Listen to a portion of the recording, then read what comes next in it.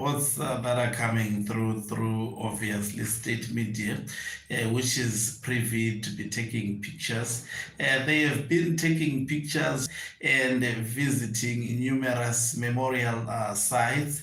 I have never really heard of any deals that have been announced in Belarus that are being actually negotiated by Emerson Mnangagwa with his team. Are they going to come up with meaningful deals since he is currently in Belarus? Because a normal president going there to actually try to create some relations with a foreign country should be announcing his deals that I have met.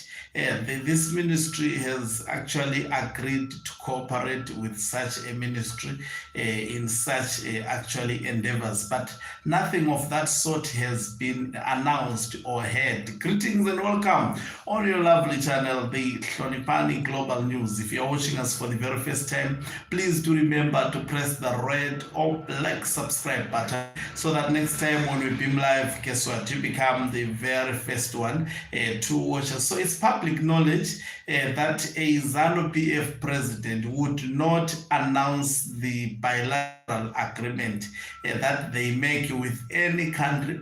Why don't they do so? They are afraid of scrutiny because Zimbabweans are very educated and smart. They will begin to actually identify the loopholes. And the reason why the government of Zimbabwe is not comfortable in terms of announcing bilateral relations or any actually program that they enter into with any foreign country, it is because they are doing so out of a desperate position. Most probably Mnangagwa is going to a country like Belarus, and he has been in Russia because that is these are the only countries that can assist him or that can assist ZANU-PF. Western countries are putting conditions that democratize the country, observe human rights, respect the human rights of the citizens of Zimbabwe. That is what makes it difficult, because ZANU-PF is a country that does not respect human rights. So they find such conditions very, very difficult. That is why he's going to Belarus. The last time I saw any benefit that came from Belarus, it was fire engines which were sold at highly inflated prices. Compared to other countries. Zimbabwe could have actually obtained those fire engines in Europe at a quite better price, but definitely they are circling from these countries that are struggling economically. Belarus is struggling economically, just like Russia. These are struggling countries. They cannot help any nation to revive, especially the economy of any nation. They don't worry about, they're not concerned even about the local citizens. All they want is to benefit economically. They enter into deals that only benefit them. It's just like China. Zimbabwe has been cooperating with China since, I think, 2000.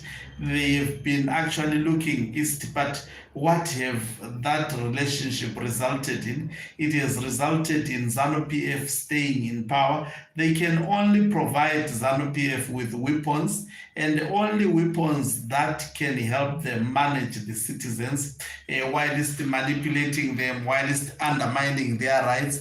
They are the ones who are giving ZANU-PF chemical weapons. Those chemicals that they use to spray to protesters, they get those canisters. They are coming from China. Zimbabwe is getting these weapons from China to manage the people of Zimbabwe, whilst continually undermining or trampling on the rights of the citizens of Zimbabwe. So Mnangagwa is there. There is absolutely nothing meaningful that is going to come with, except maybe being assisted to try to prevent a coup.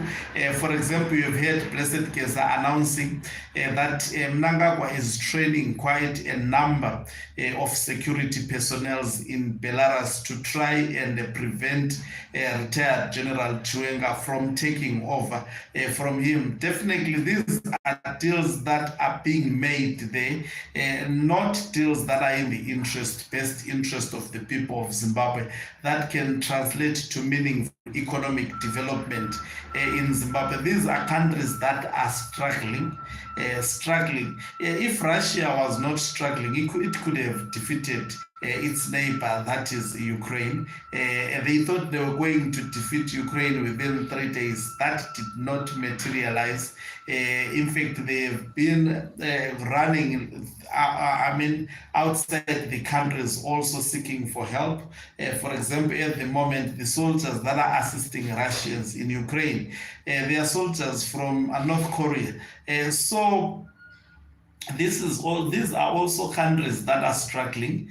Yes, they can participate in aiding, in assisting Zimbabwe, but they cannot completely resuscitate the economy. Zimbabwe needs to actually look in all angles, in all countries globally, not just to focus on East. That has proven to be disastrous. Obviously, ZANU-PF would give a certain impression, but I can attest to you that the truth is known publicly.